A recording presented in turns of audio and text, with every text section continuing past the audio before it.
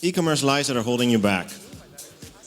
The thing is with these lies, they get into your mind extremely easily. You're at a conference like this, and a speaker, not me because I don't lie obviously, a speaker says something, a simple sentence, it gets into your brain and it sticks there. Or you're reading a magazine, or you're talking to fellow entrepreneurs. It's just something simple. It gets into your brain and it sticks there. You don't even realize it's happening. So I'm going to look at a few lies on a meta level and try to give you a practical example as well. Because they're holding you back, because they're unconsciously, they're costing you mental time, they're costing you money, they're costing you all kinds of things. And the best thing is to just realize that you believe in these lies and then kill them with fire. So I have a great first example, and that's the I don't need lie. It works all kinds of ways, and one of the practical examples I can give you for the I don't need lie is web statistics.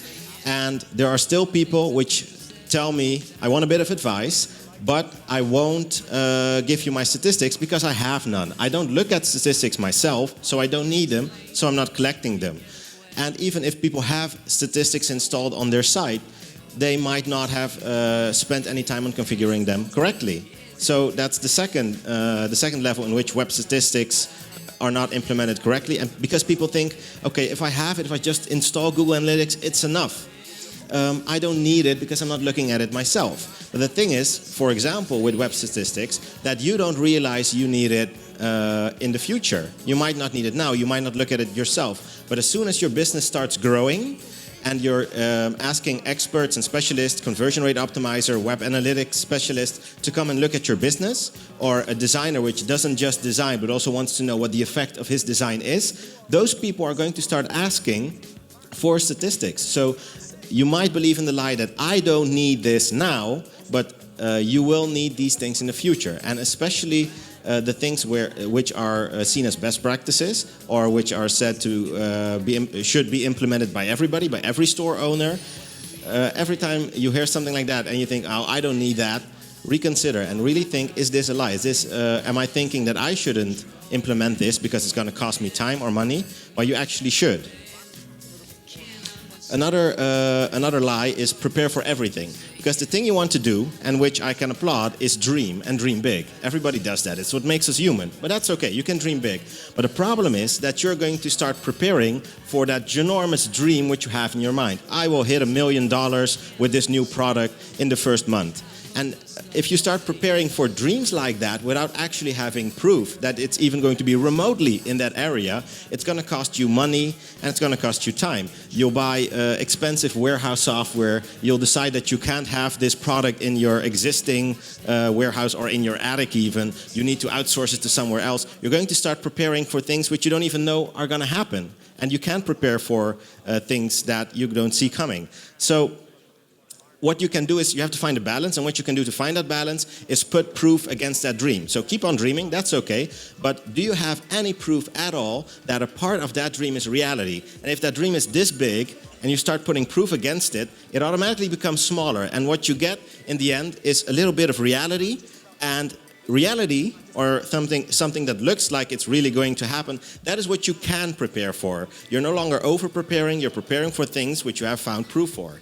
And if you go from this dream, which you cannot prepare for, to the reality which you can prepare for, try to prepare for, then you're already saving so much time and energy that you can spend the other energy on opportunities which actually exist and might come in the future. Then the opposite of I don't need is, of course, I need. And every time that you hear yourself in a conversation with competitors or customers or anybody else in the e-commerce sphere at this conference, if you hear yourself saying, I need, I want you to picture yourself as a toddler, repeating that sentence as a toddler. I need, I need, I need, I need. I need a one-page checkout. I need this, I need that. And it sounds ridiculous, and that's the entire idea of this training, that you realize how ridiculous it is. Because a lot of the times when you say I need that design, I need that way of generating a coupon, it's actually a want. And needs are expensive because you really need to implement them. But there's one thing more expensive than a need. That's a want that looks like a need, because you actually don't need that certain thing. I'll give you an example. Years ago, people did a lot of research and realized that a one-page checkout, so payments and shipping and confirmation, everything on one page, was a lot more effective than a multi-page checkout. And at that time, a lot of e-commerce systems didn't have a one-page checkout. It was technically difficult to get the payments and shipping and everything on one page. So a lot of people started spending a lot of money on converting their multi-page checkout to a one-page checkout. And then a year later, some new research came out that said that an optimized multi-page checkout was just as effective as a one-page checkout. And that's a great example of where everybody thought I need, because the magazines and the conferences and everybody was talking about one-page checkouts, and everybody thought I need that as well, spending money and time trying to create that. And then just a few months later, the new research came out and said, well, if you have a good multi-page checkout, it's actually a want and not a need. And it could save you a lot of money if you recognize the difference between a need and a want. Then, I'm boring. I'm boring, my business is boring, my product is boring, and that's why I don't have to do this or that or that. One of the first things that gets a lot of damage when people believe their business or their company or their product is boring is marketing or email marketing. A practical example would be that people say, I don't do email marketing because I'm too boring for that. I don't have anything interesting to tell my customers. I sell toilet paper. What am I going to do? So I'm boring, I'm not going to do that. And you know, it's fun to have a discussion about whether your company is actually boring, but I won't win that discussion, not from stage anyway. So we're going to put this to vote to your customers. I'm not going to convince you that you're not boring and you should be doing certain things. Anytime you think, you believe in the lie, I'm boring, and that's why I don't do this, I don't do that, I don't do email marketing, let your customers decide. So in the case of email marketing, for example, head on over to WooThemes, get a plugin which integrates MailChimp or any other email marketing provider, and put that checkbox on your checkout if you don't have it already. Put it more prominently, add a widget. I want to subscribe to your newsletter, and let your customers vote. So it's not going to be your word against mine. We're going to let your customers decide. And every time your customer checks that box, I want to subscribe to a newsletter, you buy me a beer. And every time that, if in 12 months from now you still have 0 subscribers, I'll buy you a beer. It's okay. But probably there will be, if people are purchasing your products, they do believe that you're not completely boring, and they will be subscribing. And don't decide for your customers whether you're too boring to do something like email marketing or Facebook advertising or Twitter. Let your customers decide. Don't believe the lie yourself.